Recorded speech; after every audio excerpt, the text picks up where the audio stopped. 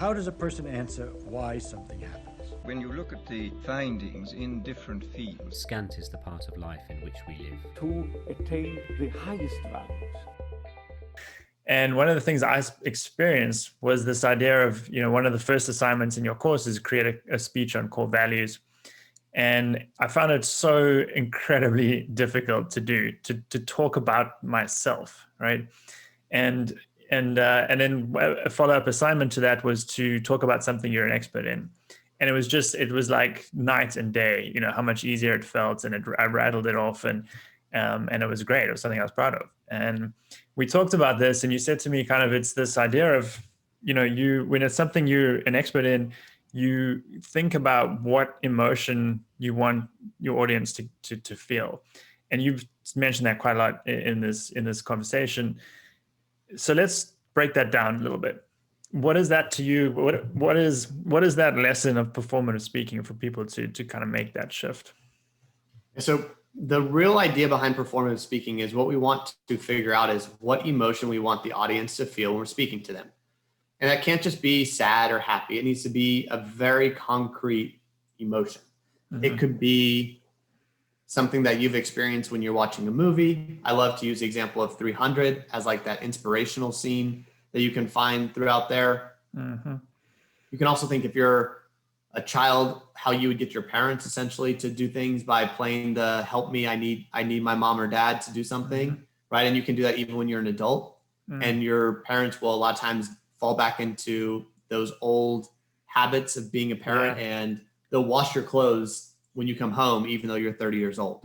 Yeah. Sounds right? Like you've used that before. Yeah, I won't say I haven't. And even something as simple as like, if we wanted to, instead of being sad, we want it to be melancholy. Instead of happy, we want a youthful exuberance. Like there are ways to pinpoint very specific emotions to create. And what that draws on from there is we use our own experiences when we felt, sorry, go ahead. Yeah, let me pause you for a second there. So why is that important before we move forward into the how? Yeah, so understanding the emotion we want to create is how we get somebody to an outcome. That's how we're reverse engineering.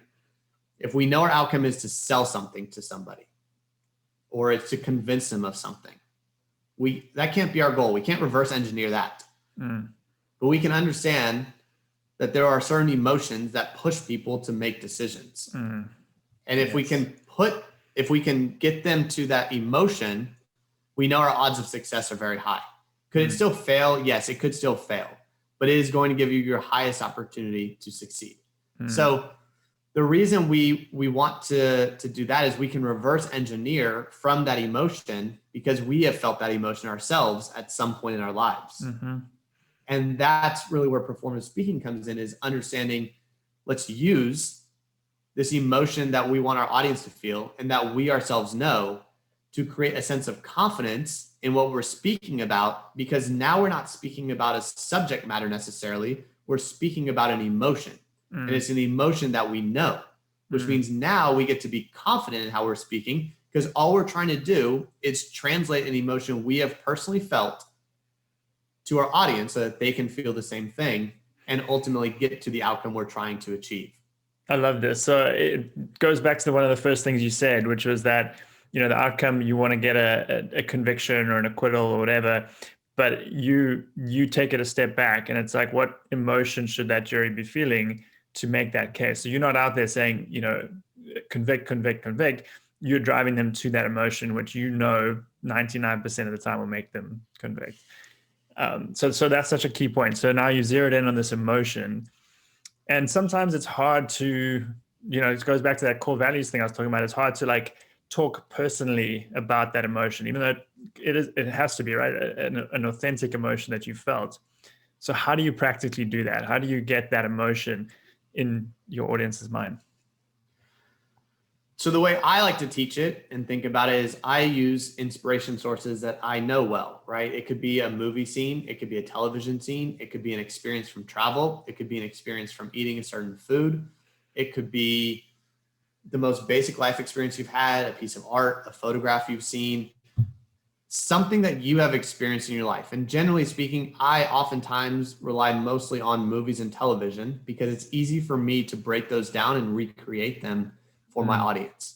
And so the example I love to use is there's a scene from Take This Sabbath Day in the first season of West Wing. And I have in a murder trial I basically recreated that scene, that emotion from that scene. I looked at everything that scene did well, the way they played music, the pacing, the style of the speech, the theme of the talk, the interaction, the volume, all of these things were taken into account. And so I'm not telling my audience that I'm recreating that scene for them.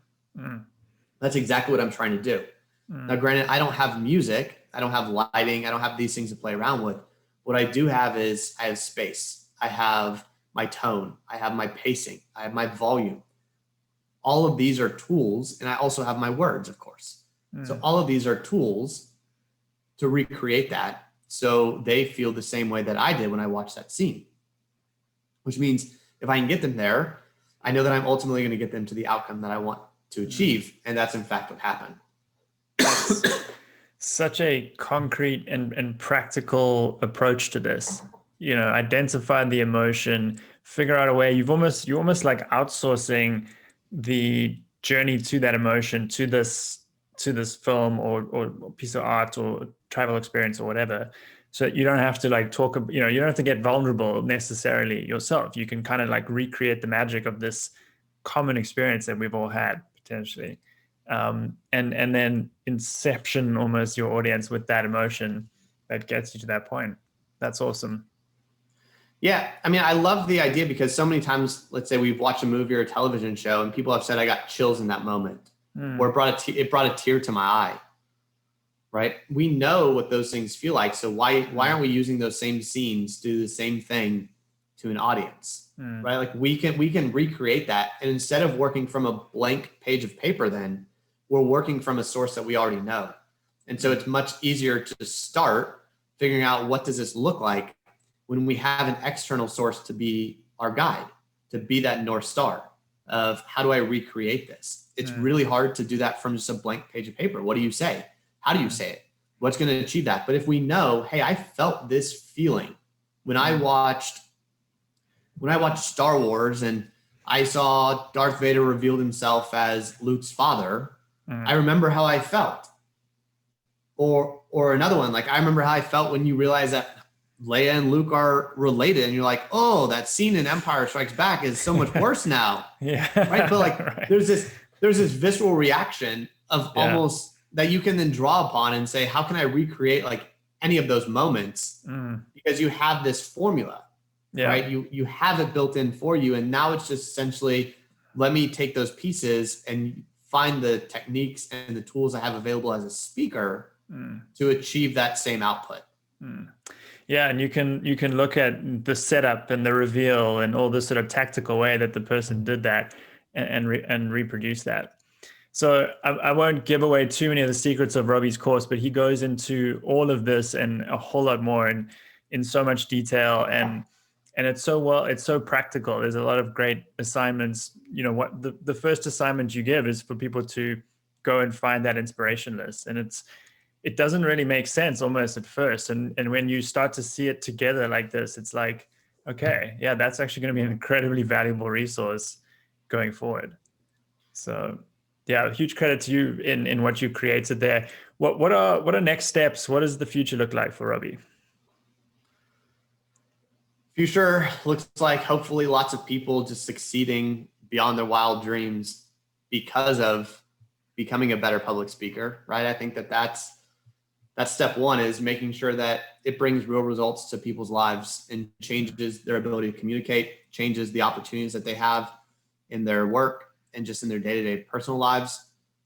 I think that's step one. Step two, if that step one is taken care of, step two kind of takes care of itself. And it's continue to run successful cohorts of performative speaking.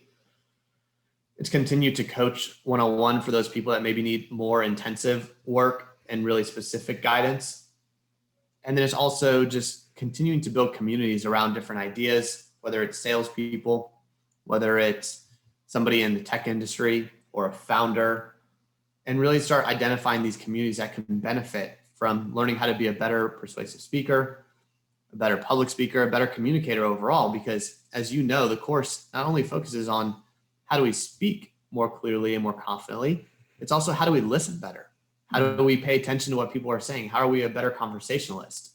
And these skills, I mean, in my view, in the next 10 years are going to be more important than they've ever been. With the rise of computers, even more, and AI being able to do a lot of other tasks, the one thing that they can't do to the same level that humans can is speak and connect emotionally. And so if you can master that, you're going to be well situated for success in the future. Amen to that. A cornerstone skill for sure.